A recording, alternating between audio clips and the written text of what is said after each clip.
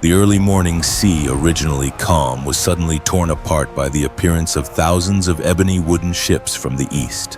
This is the Empire's massive expeditionary fleet, carrying 80,000 troops with the ambition to swallow the free lands of the west. Heavy iron anchors were simultaneously dropped, plowing up the shallow seabed, creating harsh metallic sounds mingled with the murmuring of waves. The coastal sky was quickly obscured by a dense forest of masts, signaling a calamity unprecedented in history. From the tall decks, heavy wooden ramps were lowered onto the fine white sand. Tens of thousands of soldiers with head wraps, wearing light cloth armor, flooded onto the shore like a flash flood. The neighing of thousands of war horses confined for days in the ship holds echoed across the bay. As cavalry units began leading their mounts ashore, horse hooves kicking up the salty seawater. Disassembled catapults, chests of provisions and ammunition were busily carried by porters, transforming the desolate beach into a giant encampment in just moments. Meanwhile, on the distant horizon where rugged limestone mountain ranges met the plains, a cloud of yellow earth dust was billowing up, obscuring the sunlight. It was the 50,000 heavy infantry of the Alliance of Free City-States, marching hastily to intercept the enemy right at the gateway before they could penetrate deep into the interior. The sound of footsteps from 50,000 pairs of leather boots pounding the hard ground created a rhythmic rumble like distant thunder, shaking even the small pebbles on the road. When the dust cleared, the harsh sunlight reflected blindingly off tens of thousands of round red bronze shields and long spears standing upright like a moving metal forest. There was no ostentatious shouting, only the clicking sound of metal colliding and the heavy breathing of soldiers who had marched continuously for 2 days and nights without rest to reach the battlefield in time. The generals of the defensive army ordered a halt when about 2 miles from the beach. They quickly deployed troops to hold the narrowest gateway of the valley. This position was carefully calculated. The flanks were protected by sheer cliffs full of bushes and a muddy, waterlogged swamp, rendering the enemy's cavalry advantage and double numerical superiority completely nullified. In front of them, the Empire's 80,000 troops were still continuing to land, the stream of people and horses stretching endlessly from the water's edge deep into the mainland, gradually filling the empty space on the coastal plain. The air on the plain was now thick with the smell of sea salt, sweat, and bloodlust.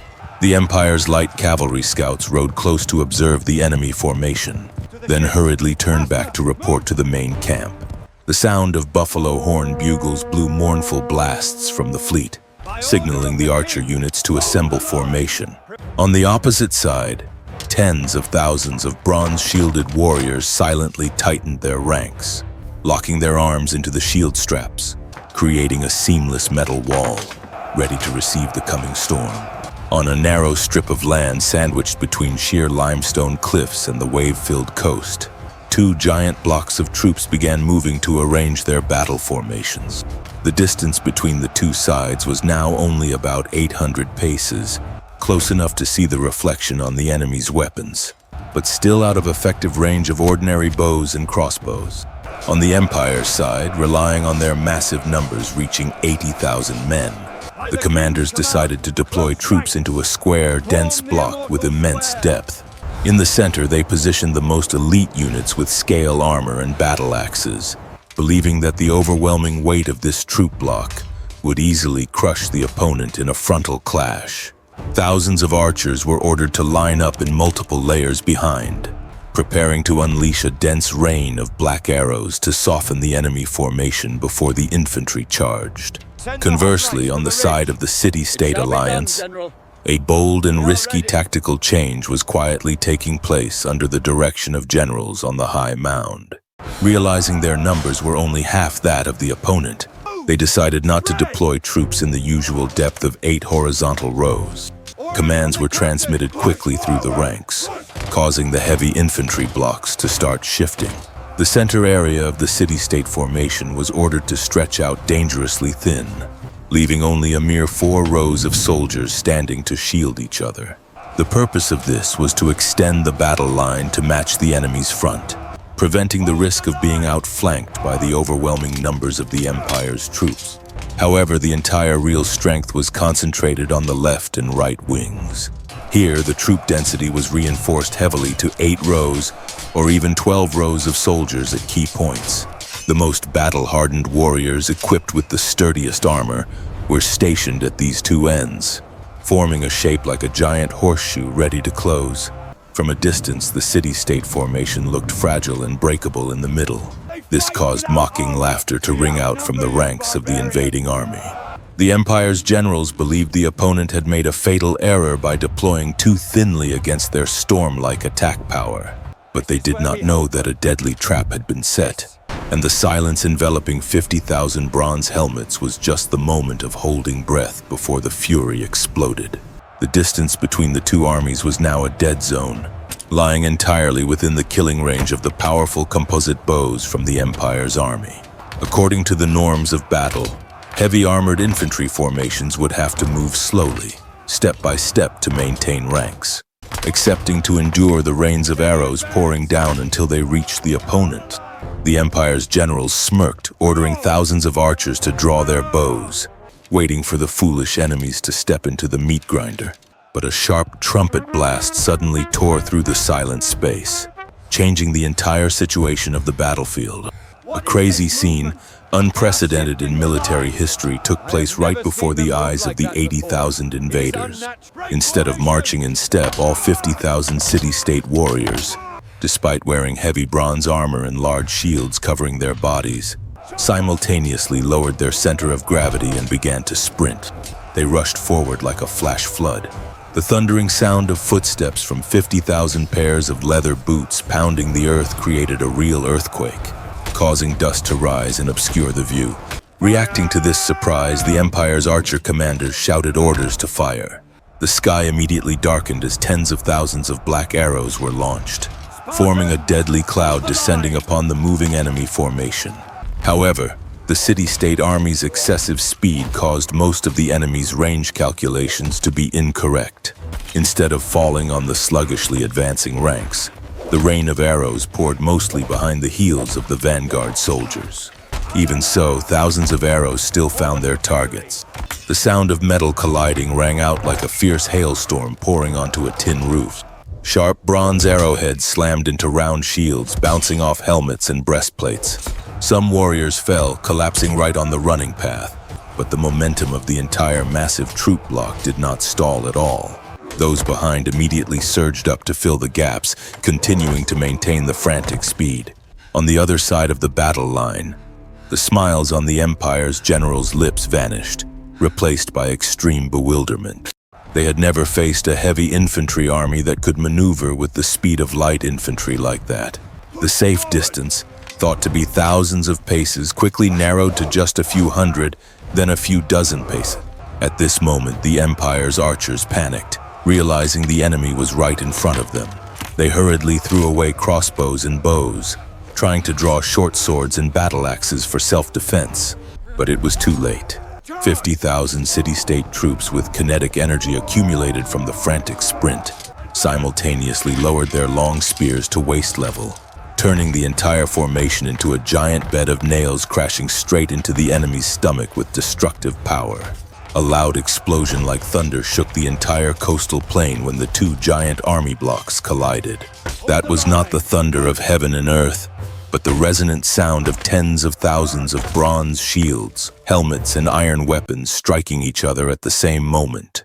The impact force from the city-state army's sprint created a terrible destructive power, tossing the empire's first ranks backward like broken puppets.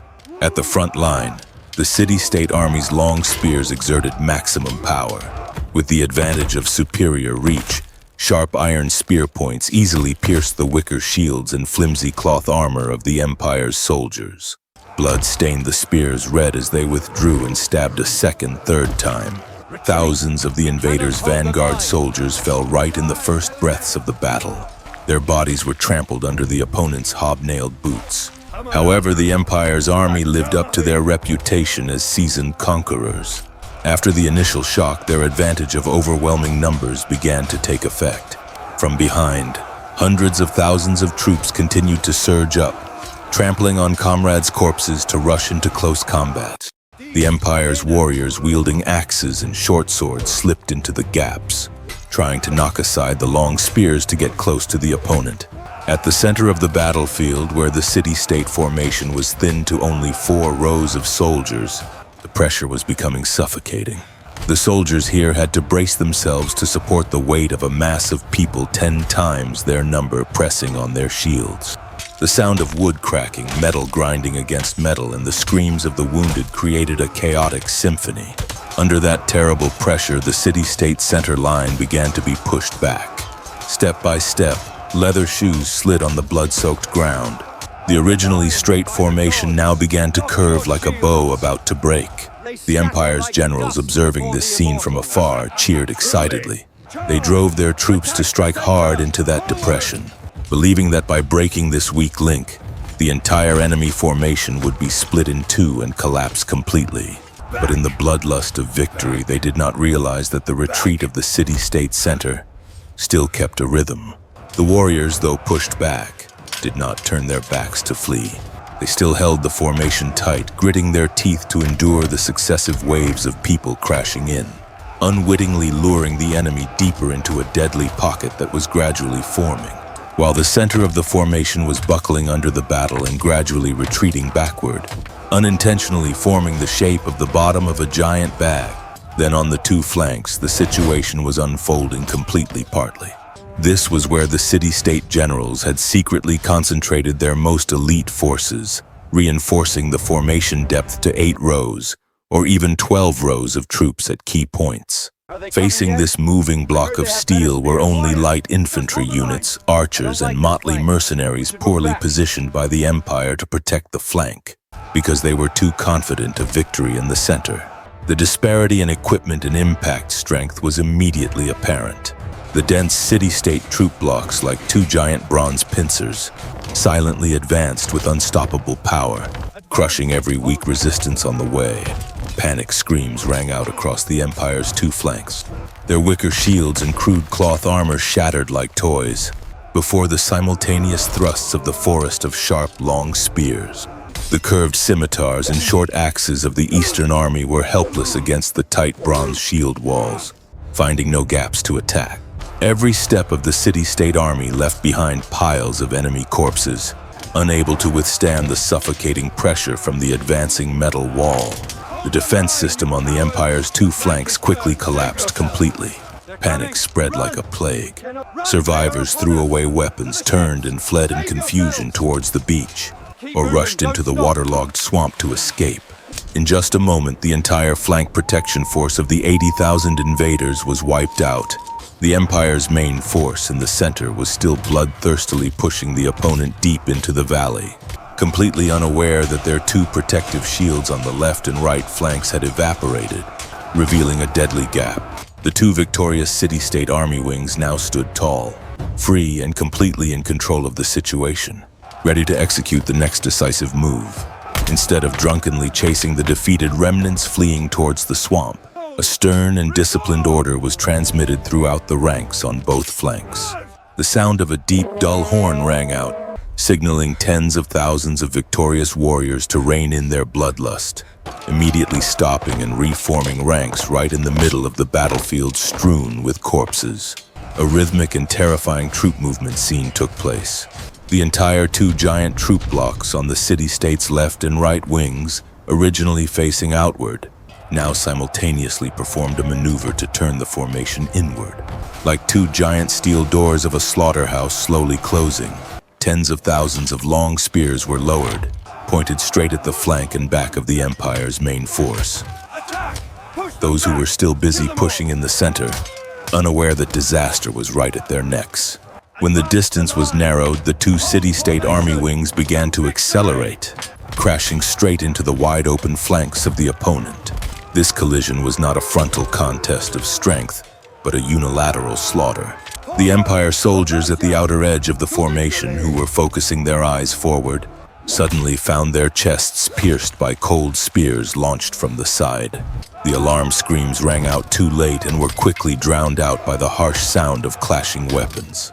The Empire's dense rectangular formation, once the pride of numerical strength, now became their own grave. They were attacked simultaneously from three sides. In front was the resilient shield wall of the city-state center army, while on the two flanks was the suffocating pressure from the two pincers that had just closed. The combat space narrowed abruptly. The Empire soldiers were pressed so tightly together that they could not swing their sword arms or draw their bows. Those in the outer ring fell like straw, collapsing onto those in the inner ring, creating obstacles of flesh and blood that made movement even more deadlocked. The trap had snapped shut completely, locking tens of thousands of the invaders' elite troops into a giant meat grinder, where there was no escape and no mercy. Chaos exploded violently within the Empire's 80,000-strong troop block, as the encirclement closed tight from three sides.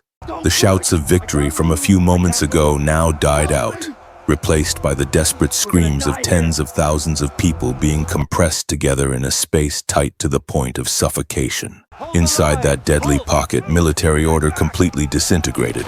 Archer and javelin units, originally positioned in the rear lines for support, were now brutally pressed into the backs of the heavy infantry forces in front. The distance between person and person disappeared. They stood so close that shoulders touched, backs stuck tight to the chests of those behind, causing weapon-holding arms to be locked tight at the sides, unable to swing up to defend or attack. The advantage of cavalry and chariots, the pride of the Eastern Army, now became the most terrifying nightmare for themselves. War horses trapped amidst the sea of people became extremely panicked due to the smell of blood and screaming. They thrashed, kicked back, and trampled frantically on their own soldiers. Bulky chariots were trapped, wheels crushing the feet of infantry, while charioteers helplessly watched long spears stabbing from three sides with no retreat or momentum to charge. From the outside, three bronze shield walls of the city-state army tightened the encirclement with frightening coldness. They moved rhythmically like a giant meat grinder. Step forward, stab spear, withdraw, and step forward again. Each thrust of tens of thousands of spears simultaneously pierced the outer shell of the enemy troop block, shoving those standing at the edge inward. The corpses could not fall to the ground because the density of people was too thick. They just stood there, swaying, becoming soulless meat shields for the living behind. Blood flowed into muddy pools underfoot, making the ground slippery, further increasing the chaos. Empire soldiers slipping and falling were immediately trampled by hundreds of other feet until they expired. Thick dust rising mixed with heat radiating from tens of thousands of bodies exerting full effort created a stifling atmosphere like hell on earth. The terrible physical pressure from three sides caused the central troop block to start cracking from the inside. The fear of death spread faster than fire on dry grass. The soldiers in the rear, closest to the beach, began to realize that fighting now was meaningless. Survival instincts surged stronger than ever, overriding all military discipline, urging them to find a way to escape at all costs, even having to trample on comrades' corpses to open a bloody path. Human endurance finally reached its limit. When the pressure from three sides became unbearable, the Empire's massive army block crumbled like a dike swept away by a flood. The collapse did not start from the front line fighting fiercely, but originated from the rear ranks, where fear had gnawed away the fighting spirit. Tens of thousands of soldiers turned their backs simultaneously, throwing shields, helmets, and weapons to the ground to run faster. The sound of metal clashing when discarded created a chaotic, harsh noise, marking the end of a proud, conquering army. They pushed, shoved, and trampled on each other brutally to find a way to escape towards the coast, where wooden ships were anchored like the final lifebuoys. The scene on the field now looked like a herd of wild beasts cornered. Soldiers falling down were immediately submerged under thousands of feet of their own comrades. No one cared about the general's orders anymore. Signal flags were torn down and trampled in the mud. Slow-footed ones were knocked over by the stream of people behind, or had spears of the pursuing army embed in their backs. Realizing the enemy had broken formation, the city-state army did not miss the opportunity. They released the siege formation, switching to a full-scale pursuit posture. 50,000 warriors advanced simultaneously, running while launching short javelins into the fleeing crowd ahead. No need to aim carefully, because the enemy density was so thick that every launched javelin was sure to hit a bare back or a trembling shoulder. On the retreat path nearly 2 miles long to the beach, Empire soldier corpses covered the ground. Dust billowing up from the footsteps of hundreds of thousands of people obscured the late afternoon sunlight. The swamps on both sides of the road were quickly filled with bodies of people and horses, turning into bridges of flesh for those coming later to run over. The wailing pleas for mercy mingled with the cheering of the pursuit, creating a tragic epic of total defeat. The cruel pursuit extended from the plain to the water's edge, where the boundary between life and death was only a wooden plank apart. The fine white sand beach of the morning had now turned into a bloody slaughterhouse, when tens of thousands of Empire remnants crowded before the anchored ships, creating a giant and desperate bottleneck. The wooden bridges leading to the decks quickly overloaded under the weight of the frantically jostling stream of people. The sound of wood cracking rang out, dragging dozens of ill-fated people falling into the sea, being crushed by the stream of people behind, continuing to jump down, drowning them right at the foot of the lifeboats. In panic, the sailors on the ship began cutting the anchor ropes, trying to push the boat away from the shore despite the wailing pleas of comrades reaching out from the water. Just then, the city-state vanguard arrived like a fierce wave. Without slowing down, heavy armored warriors rushed straight from the sand into the sea, water splashing high above their head. They did not stop at the water's edge, but waded out to waist deep, using long spears to pierce through the backs trying to climb the ship's side. A bizarre and bloody battle took place right in the heart of the sea. The water resistance made sword swings slow and heavy, but the cruelty did not diminish at all. Blood from thousands of wounds sprayed out, mixing with white sea foam, dyeing a large bay area into a ghastly ruby pink. Bodies floated, drifting, bumping against the ship's side, tangled in anchor ropes, forming rafts of floating bodies bobbing on the water. Determined not to let the enemy escape easily, some city-state suicide squads carrying torches soaked in oil and pine resin risked their lives swimming close to the giant ebony ships. They threw burning torches onto the dry decks, or tried to climb the ship's side to close combat with the crew. Black smoke began to billow from the 7 large warships stranded closest to shore. Fire caught the linen sails, flaring up violently in the sea breeze, turning these floating fortresses into giant torches. The crackling of fire mixed with the screams of those being burned alive jumping into the sea created a hell-on-earth scene. City-state warriors used bare hands to cling tight to the ship's side, to ropes, straining to hold back the ships trying to drift out to sea. A bloody and tragic tug-of-war between human strength and wind. As the last ships cut their anchor ropes and pushed off from the blood-soaked shallow waters, the cheers of victory from the city-state army gradually subsided, giving way to a silence full of suspicion. 7 giant captured warships were still burning furiously on the sand. Columns of thick black smoke rose high like pillars supporting the sky, marking the disastrous failure of the landing. Remnants of the Empire's troops clinging to drifting planks were hurriedly fished up, but the majority of the fleet remained intact in strength, with hundreds of warships surrounding the flagship. However, instead of turning the ship's bow towards the rising sun to retreat home as is usual for the defeated, this giant fleet executed a strange and threatening formation maneuver. From the magnificent flagship, bright red signal flags were hoisted to the top of the mast, accompanied by the deep, dull sound of horns issuing a new order. Hundreds of ebony wooden boats simultaneously steered, turning their sharp prows towards the south, where limestone cliffs jutting out into the sea obscured the view. Large sails were once again unfurled to catch the wind, combined with the hurried rowing rhythm of thousands of slaves in the bottom hold, propelling the entire fleet forward with incredible speed, leaving behind a strip of white foam cutting across the deep blue sea surface. On the beach, the veteran city-state generals were stunned when they realized the enemy's direction of movement. That was not a retreat route, but a shortcut leading straight to the bay behind the mountain range, where the prosperous city-state capital was located. A horrifying truth struck like a bucket of cold water poured onto the newly kindled fire of victory. The entire defensive army force had been mobilized to this beach, leaving the capital completely empty. with no soldiers to protect it other than the elderly and young children.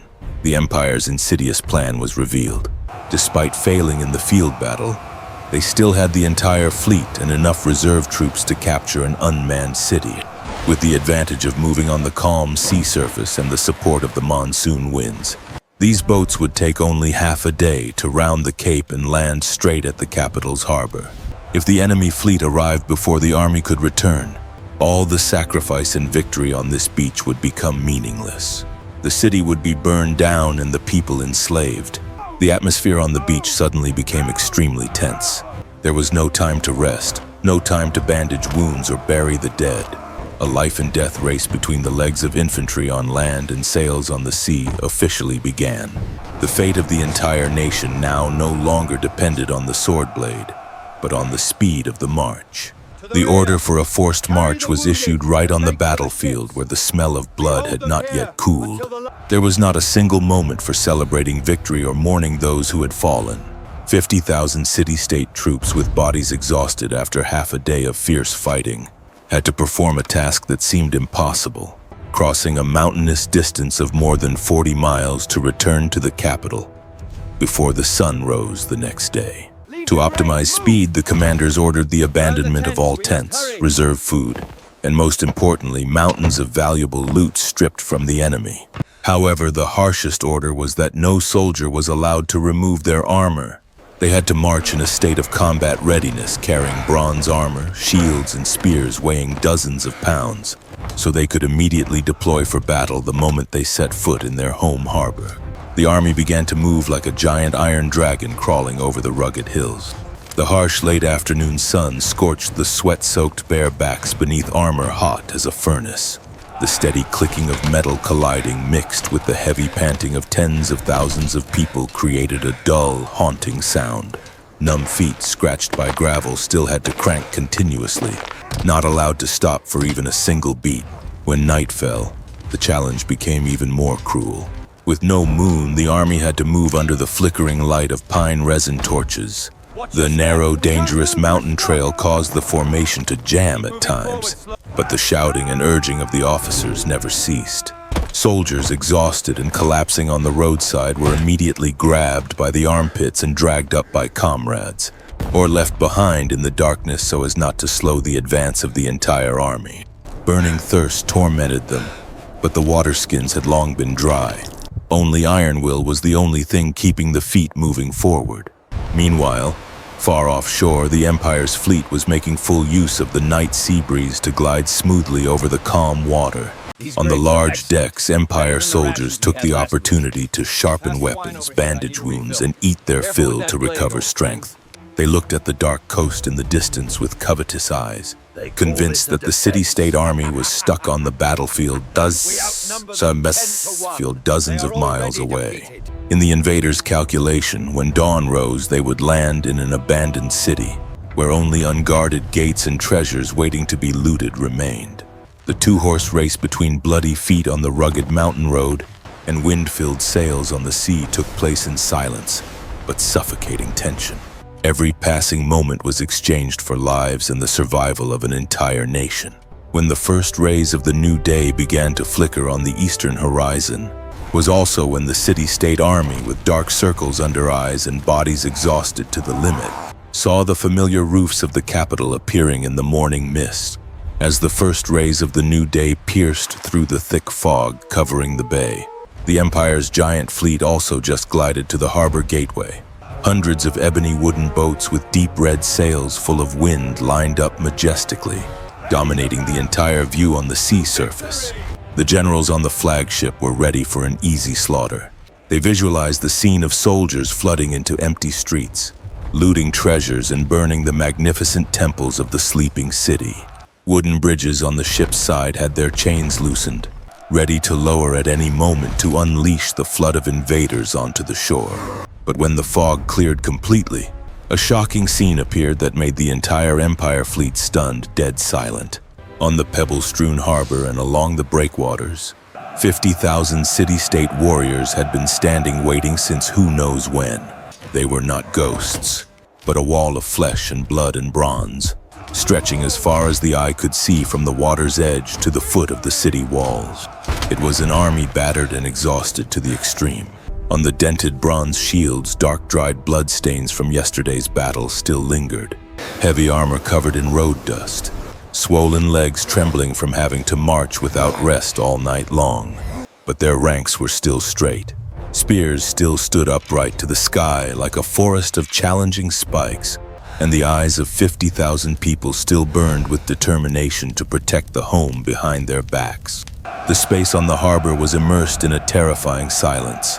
There were no provocative cheers, only the sound of waves lapping against the ship's side and wind whistling through the crevices of helmets. For the Empire's army, this scene carried a psychological pressure more terrifying than any screaming. They could not understand how those who had just fought to the death on the beach over 40 miles away could appear here before the fleet traveling by sea. In the eyes of the superstitious invaders, the opponents in front of them were no longer flesh and blood humans, but demons protected by supernatural forces. The Empire fleet commanders stared blankly at the solid shield wall on the shore. They understood that the element of surprise, the only key to victory, had vanished into smoke. Executing a landing from sea onto a narrow harbor, facing head-on a heavy infantry force already deployed, was nothing short of suicide.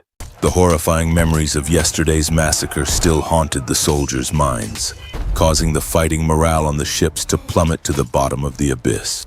After a long hesitation, the signal flags on the Empire flagship changed once again. No attack order was issued. Instead, the sad deep horn sounding the retreat order rang out, spreading across the sea surface. Hundreds of wooden boats slowly turned around. Heavy oars stirred the water, taking the fleet back out to sea, heading towards the distant horizon, carrying the shame of a giant defeated by the iron will of small people. On the shore, 50,000 warriors stood still as statues until the last sail of the enemy completely disappeared behind the horizon. Only then did they simultaneously drop their weapons, collapsed onto the pebble beach and fell asleep right on the spot. A sleep of those who had just written a legend with blood and sweat to keep the freedom for this land.